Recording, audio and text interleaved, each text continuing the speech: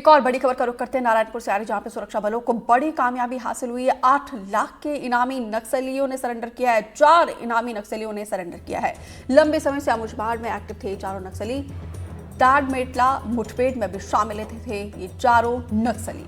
नारायणपुर में सुरक्षा बलों को एक बार फिर से बड़ी सफलता हासिल हुई है। उनकी कोशिश देखिए किस तरीके से रंग लेकर आ रही है। यहाँ पे सुरक्षा बलों के सामने 8 लाख के 4 इनामी नक्सलियों ने सरेंडर कर लिया, आत्मसमर्पण कर लिया है।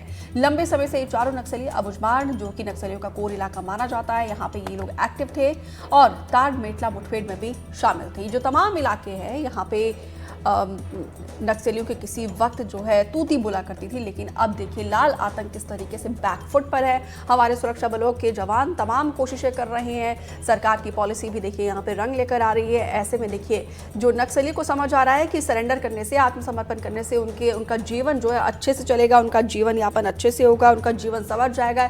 इसके लिए तमाम कोशिश जो सरकार के द्वारा की जा रही है, प्रशासन के द्वारा की जा रही है, वो रंग लेकर आ रही है। लोन वराटू योजना, ऐसे तमाम पॉलिसीज जो है सरकार के द्वारा चलाई जा रही है। और ऐसे में देखिए तमाम नक्सली जो है मुख्य धारा से जुड़ने की कोशिश कर रहे हैं और जो लोग एक के बाद एक यहाँ पे नाकाम कोशिश कर रहे हैं, उन्हें भी यहाँ पे सुरक्षा बलों के द्वारा माकूल जवाब दिया जा रहा है।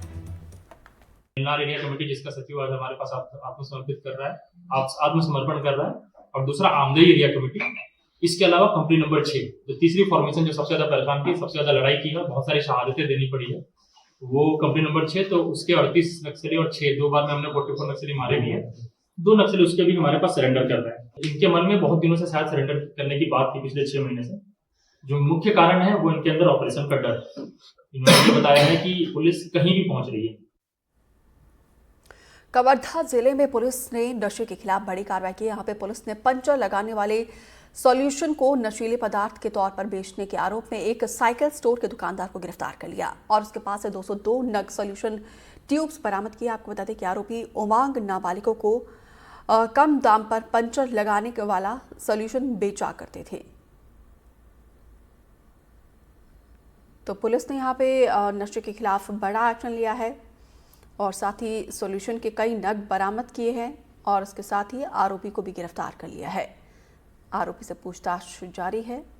देखना होगा कि पूछताछ में क्या खुलासे होते हैं। कब से नशे का ये कारोबार कर रहा था पंचर दुकान की आड़ में। देखिए आरोपी के पास से 202 नग सॉल्यूशन ट्यूब जब्त किए गए।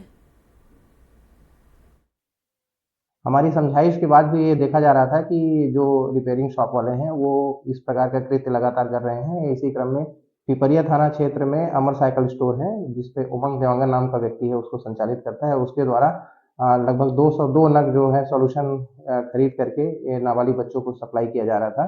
इस पर पुलिस ने उसे पकड़ा है और उसके खिलाफ में अब वैधानिक कार्रवाई की जा रही है। तो 14 जनवरी को मकर संक्रांति के दिन मेले का आयोजन होता है। आमतौर पर रीवा में नदियों के किनारे इस दिन मेले का आयोजन किया जाता है, लेकिन इस बार मेले में मारपीट का 2 मामला सामने आया है। पहले मामले में पति पत्नी सहित पूरे परिवार के साथ मारपीट की गई और पति को पीटता देखकर पत्नी ने लोगों से मदद की गुहार लगाई तो उसके साथ भीड़ ने छेड़खानी की। जबकि दूसरे मामले में 2 भाइयों के साथ विवाद की तस्वीर भी सामने आई है। एसपी के मुताबिक पहले मामले में दोनों पक्षों ने थाने में रिपोर्ट दर्ज कराई है, जबकि दूसरे मामले में कोई रिपोर्ट नहीं लिखाई गई है। अभी एक वीडियो संज्ञान में आया है। मकर संक्रांति का मेला कल था जने थाना क्षेत्र में, और उसमें कुछ लोग एक व्यक्ति के साथ और एक अन्य के साथ मारपीट करते उसमें दिखाई दे रहे हैं। अभी उसमें कोई शिकायत, उस संबंधित विवाद से संबंधित कोई शिकायत अभी थाने पे नहीं आई है, लेकिन हम जो लोग हैं उनको चिन्हित करने का उसमें प्रयास कर रहे हैं। और जो अभी तक प्रारंभिक जानकारी लगी कि 2 भाइयों के बीच में कुछ विवाद हुआ था और उस विवाद जब बढ़ा है तो उसमें कुछ अन्य पब्लिक उसमें ज्वाइन करके और उस विवाद में मारपीट करते हुए दिख रहे हैं, जो हमें प्रारंभिक जानकारी मिली। लेकिन अभी उनको पहचान की जा रही है और जो भी उसमें उपलब्ध है और जो उपस्थित हैं उनके देखा जा रहा है। तो अगर कोई इसमें एफआईआर करने को राजी हुआ तो उसमें उस संबंध में हम कार्रवाई करेंगे तत्कालीन।